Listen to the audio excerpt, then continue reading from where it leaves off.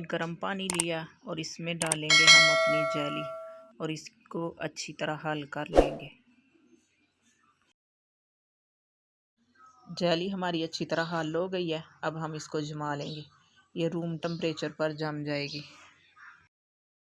125 gram ہم نے سابودانہ لیا ہے اور اس کو ہم پانی میں ڈال کے تو ابال لیں گے۔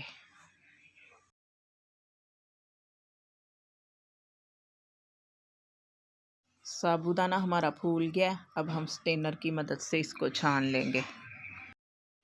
2 ٹیبل سپون ہم نے تخم لنگا لیا اور اس میں ہم پانی ڈال لیں گے تاکہ یہ بھی اچھی طرح پھول جائے۔ 2 ٹیبل سپون ہم اس میں چینی ڈالیں گے اور 2 ٹیبل سپون لال شربت۔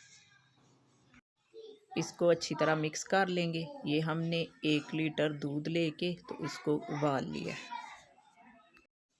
جیلی ہماری اچھے سے جم گئی ہے، اب ہم اس کو کاٹ لیں گے۔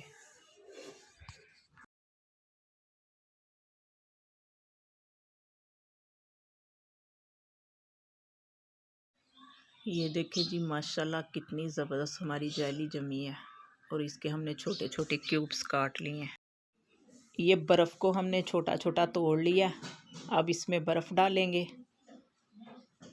اور اس میں ڈالیں گے ریڈ جیلی اور تھوڑی سی ہم نے گرین جیلی جمائی ہے وہ بھی اس میں ڈال دیں گے،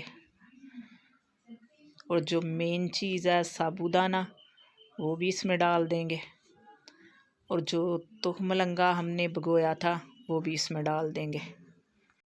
اب ہم اس میں ڈالیں گے اپنا دودھ اور اس کو مکس کریں گے۔ یہ ہماری زبردست سی سابودانے کی ڈرنک تیار ہو گئی ہے۔ اگر آپ کو ہماری ویڈیو اچھی لگے تو اس کو لائک کریں اور ہمارے چینل کو سبسکرائب کریں اور اپنی دعاؤں میں یاد رکھیں۔ اللہ حافظ۔